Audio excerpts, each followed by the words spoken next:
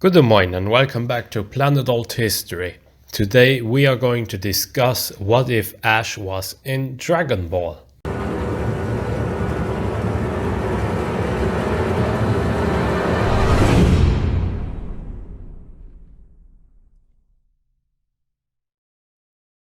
Ash being part of the Dragon Ball universe is a fan fiction or alien space bats.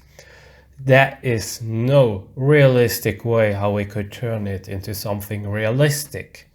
Within the Dragon Ball universe, of course.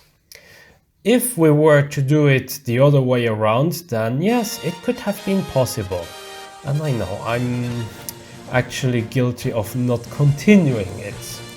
But anyway, it could have been possible by just having Goku as an alien, and aliens they were anyway canon in the Pokemon franchise or anime, even in the games. In this scenario, let's imagine that Ash would live in a more rural part of a modern region within the Dragon Ball world. This boy was not fascinated by becoming the best trainer, but he wanted to become the very best like no one ever was. And in such a world as the one of Dragon Ball, the best way to achieve this, without having the knowledge of what Dragon Balls are, is to train, grow stronger and have adventures. This leads us to the early childhood of Ash.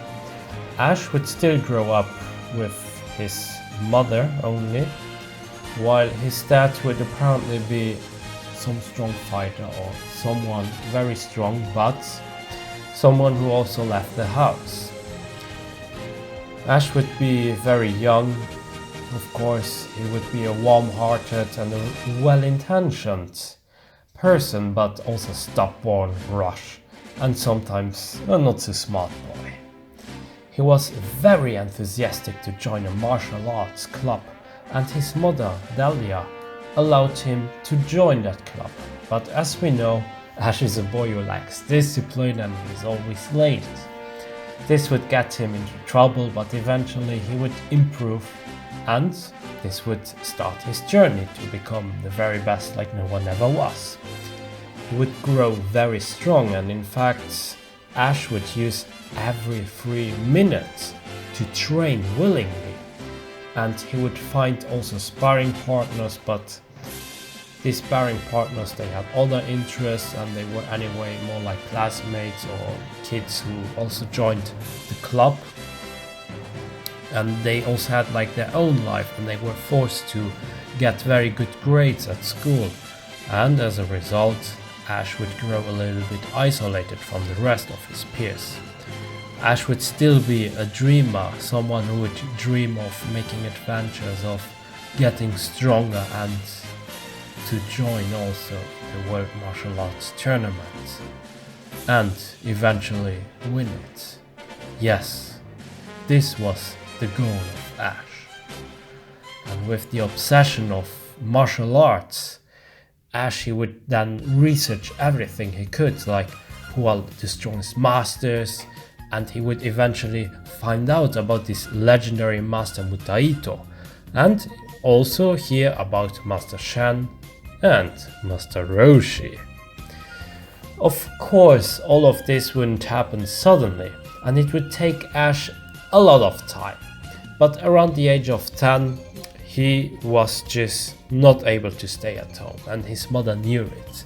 And so Ash would go out, explore the world, but eventually also have to come back sometimes to at least say hello to his mom.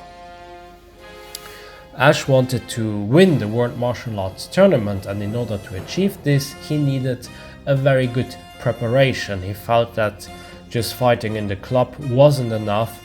His own training regimen was, well, almost non-existent, or it was basically just repetitions, so he needed a master.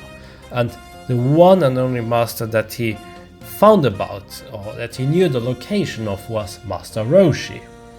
So far, Goku's adventure wouldn't change, and Krillin would notice on his way to Master Roshi's place that someone else took also a boat.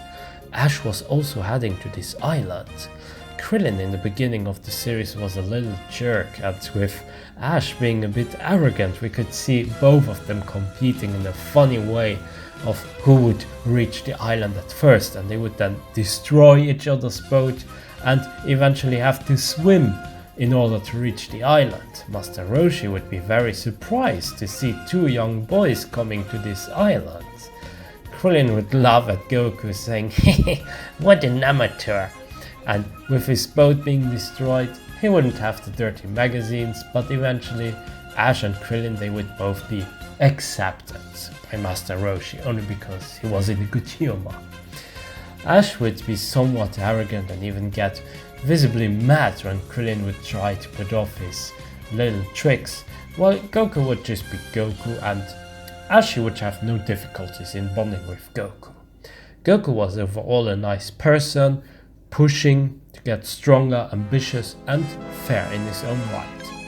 Ash and Goku would in this story become the primary rivals, while Krillin would be also a rival but not the primary rival for the both. However, Ash and Goku would just click, and they would really be the ideal rivals for each other in this part of the story. Master Roshi would also notice that Ash was sometimes arrogant and he lacked certain strategy. He also lacked a little bit of discipline, and he got very fast overconfident. This would be a very principal characteristic of Ash, and it could lead to a few losses. Ash would face Krillin in the 21st World Martial Arts Tournament and lose against him because of these characteristics. Krillin takes the win, but at the end, as we know, well, Goku would then win against him, and at the end it's Jackie Chun who wins the tournament, or Master Roshi. Ash would be a little bit humbled down, just like Goku did as well. Ash was sad but determined to become better and better. During the Red Ribbon Army saga, Ash would probably stick around Goku. Ash felt that sticking with Goku would be the best thing for him, because it would make him stronger, and both they liked each other. And Goku too, he thought that Ash was a good company, as Ash would push Goku as well, and both of them, they would form a real and genuine friendship, perhaps a stronger friendship than the one Goku had with Krillin in the original series. The next sagas, they would be more or less the same, and I think that Ash's addition wouldn't really change much of it. Yes, we may see sometimes funny moments, we may sometimes see decisions that would be a bit rushed. We could even see that Ash and Bulma would have like their funny moments, but at the end not much would change. The only difference would be that our heroes are a little bit stronger, because with the addition of Ash, everyone would gain a new training partner, and as a result a minimal power boost. In the next tournament, this power boost would be very decisive. Moreover, this time around it would be Ash who would win in the match against Krillin, as he was more focused this time. The match against Chaozu could also be won by Ash, and maybe seeing how Tien fought Yamcha and how Tien was basically torturing Yamcha, we could also see how Ash would try to jump into the ring, because Ash is after all a person who likes fairness, and he would fight for his friends. He would slightly change over the time and have to mature as well, because unlike the Pokemon anime, Ash gets older in here, believe it or not.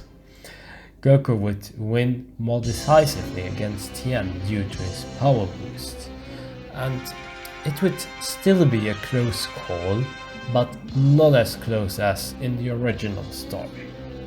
Ash would be able to use the Kamehameha and would have a power level a little bit above Krillin, and almost on par with Goku, but still be a little bit below him. Tambourine still kills Krillin, and Goku and Ash would catch up to Tambourine, avenge their friend as well. Sure, Goku would be hungry, but with Ash around, who doesn't have the same handicap as Goku, Trampoline would be in a lot of trouble. Yeah, Tambourine would still kill and destroy the Nimbus, but he would get killed by the two boys, leaving King Piccolo astonished and shocked. Oh, my child, he was killed. Oh, what's going on? Both of them, they would meet Yajirobe, and again it would be Yajirobe who would kill Simba. King Piccolo would be really destroyed and devastated. Oh, what's going on in there? Why are they killed? I need to get desperate in my wish finally. He would wait for the Dragon Balls to be in one and the same location, and then he would deal with these kids and with Yajirobe personally. Yes, everything at the end had to be done by himself. Ash usually gets people to join him, and in this scenario, let's say Ash would do something dumb with Yajirobe's sword, accidentally destroy it, or just destroy something else of Yajirobe's possession, and Yajirobe he would then stick to Ash like glue. What will happen next? Will King Piccolo find our heroes and kill them all? What about the Dragon Balls?